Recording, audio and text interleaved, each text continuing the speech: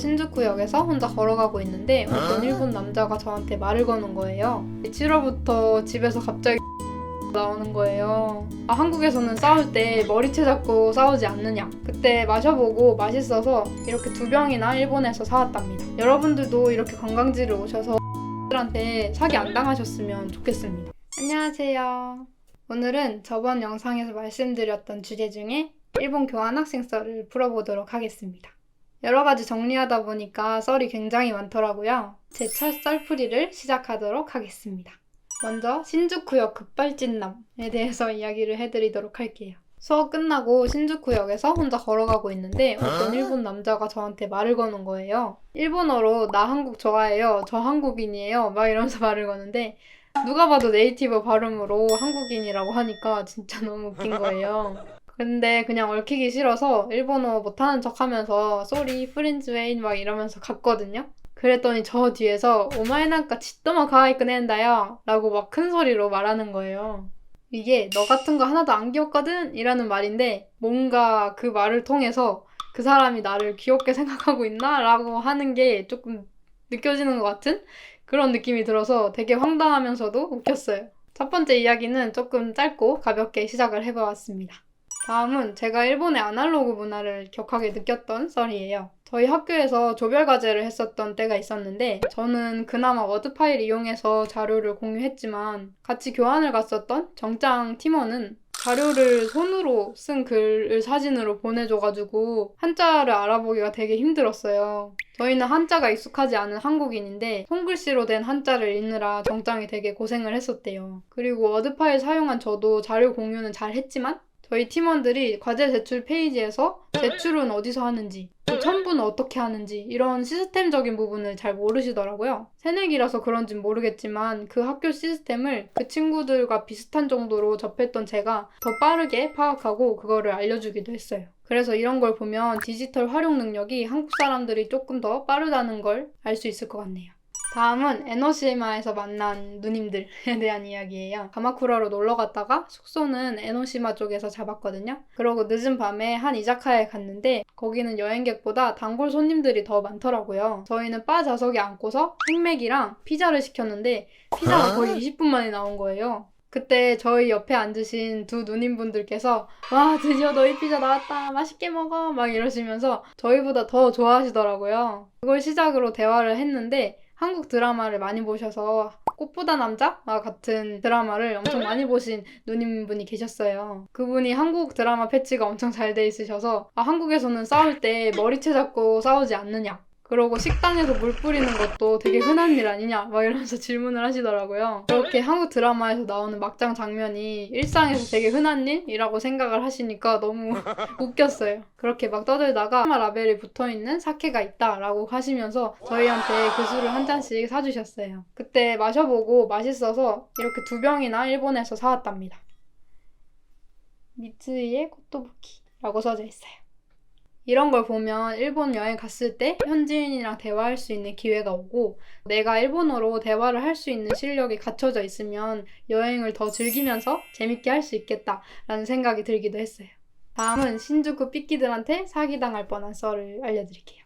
신주쿠에서 대학 동기들이랑 만나서 이자카야 찾으러 돌아다니다가 토리키조쿠라는 술집 체인점을 가려고 했어요. 마침 그 지점에서 일했었던 동기가 있어서 그 점장님과의 연줄로 자리 하나만 만들어달라고 하려고 했거든요. 근데 그 건물 1층에 보디가드 무전기 아시죠? 그 무전기 이어폰을 꽂고 계시는 사람이 토리키는 지금 자리가 꽉 찼으니까 저희랑 연계돼 있는 다른 이자카야를 모셔다 드리겠다라고 하시는 거예요. 그래서 그런가? 하다가 그래도 그 동기가 점장님이랑 되게 친했어가지고 인사만 하고 오겠다라고 하려던 찰나에 저희한테 세큐리티 옷 입으신 분이 오시는 거예요.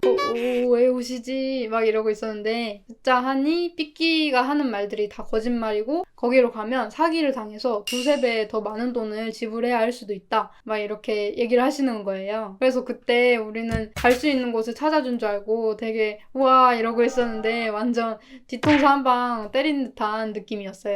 그래서 결국에는 친구가 점장님한테 잘 이야기를 해서 토리키조쿠에 잘 들어갈 수 있었지만 여러분들도 이렇게 관광지를 오셔서 삐끼들한테 사기 안 당하셨으면 좋겠습니다. 저희는 마침 그 점장님이랑 아는 친구가 있었고 또 마침 순찰을 도시던 분들이 저희한테 말을 해주셔서 거기서 벗어날 수 있었지만 일본어를 잘 못하는 외국인이 갔는데 순찰 도시는 분들도 없으시면 그대로 이끌려가서 사기를 당하는 게 정말 쉽거든요. 여러분들도 일본 가시기 전에 이런 점 유념해서 일본 여행 가시길 바랍니다. 다음은 일본 학생들의 역사 지식과 사이토 센세에 대한 이야기를 해드릴게요. 저는 교환학생 간 학교에서 일본의 지리와 역사를 배우는 수업을 들었었는데 그 수업 교수님이 사이토 센세였어요. 그 선생님은 일제감정기 때 일본이 했던 역사 그런 것들을 일본 친구들에게 알려주는 수업을 하시기도 하셨는데 저희 유학생들한테도 이런 역사를 똑바로 알고 나아가는 게 중요하지 라고 말씀을 해주셔서 되게 올바른 관념을 가지신 분이라고 생각했어요. 중간에는 선생님의 아는 분인 중학교 역사 선생님이 오셔서 저희 한국인들과 또 중국 유학생분에게 일본 교과서에서 나온 이야기들이 사실인지 아니면 빠진 부분은 없는지에 대한 문답을 했던 시간도 가졌어요. 저희도 그걸 통해서 평소에 까먹고 있었던 식민지 시대의 역사를 다시 찾아볼 수도 있었고 그렇게 학생들에게 올바른 역사를 가르치겠다라고 하시는 일본의 선생님이 계시다는 것도 알 수가 있었어요. 그 시간은 사이토 선생님의 수업 시간이었는데 이 활동을 위해서 수업 시간을 내주신 사이토 센세도 굉장히 멋있었던 기억이 있습니다. 이렇게 자신의 나라의 역사를 왜곡하지 않고 사실 그대로 받아들이는 사람들이 많아지면 좋겠다라고 생각을 하기도 했어요. 이후에 사이토 센세의 역사 수업을 듣는 일본 친구들과 교류하는 교류회를 가졌는데 그때 제가 마지막에 일본 학생들에게 수업에서 배운 위안부 문제나 강제징용 문제를 배우기 전에도 원래 알고 있었느냐라는 걸 물어봤었는데 대부분의 학생들이 원래는 몰랐다고 하더라고요. 그런 문제들에 대해서 대학생이 될 때까지 전혀 몰랐다고 하는 것도 놀라웠고 고등학생 때까지 그에 대한 교육이 제대로 갖춰지지 않았다라는 점에서 심각성을 다시 한번 느낄 수가 있었어요. 그래서 그 친구들한테 친구들처럼 배우지 않아서 해당 사건에 대해 모르는 사람들이 많을 테니까 자신이 알게 된 한의 사실들이라도 친구들과의 일상에서 공유를 하고 그 역사를 잊지 않으려는 노력을 아주 조금씩이라도 해주셨으면 좋겠다 라고 말을 했어요. 근데 또 막상 꼭 그렇게 할게 라는 막 의지가 보이는 일본 친구들은 없었는데 이거는 일본인들이 내향적인 사람들이 많아서 그런 거겠죠? 아무튼 이렇게 역사에 관해서도 깨달은 점이 많았던 경험들이 있었네요. 네, 다음은 바퀴벌레 썰이에요. 일본은 5, 6월부터 습하고 더워졌는데 7, 8월이 진짜 정점이더라고요. 근데 그런 날씨 때문인지 7월부터 집에서 갑자기 바퀴벌레가 나오는 거예요. 한국에서는 바퀴벌레보다 돈벌레를 더 자주 봐서 엄청 징그러웠는데 크기도 완전 제 손의 한 반 정도인 크기인 거예요. 진짜 컸어요. 그래서 잡아야지 하는데 또 징그러워서 오두방정 떨다가 헤어스프레이가 효과가 좋다고 하더라고요. 그래서 일본에서 새로 산 헤어스프레이를 엄청 막 뿌려댔어요. 근데도 안 죽는 거예요. 그래서 그나마 움직임이 멈췄으니까 어떻게든 잡고 버렸어요. 7월 때부터 제가 한국에 계속 너무 가고 싶었는데 이것 때문에 더 한국 가고 싶어서 진짜 미치는 줄 알았어요.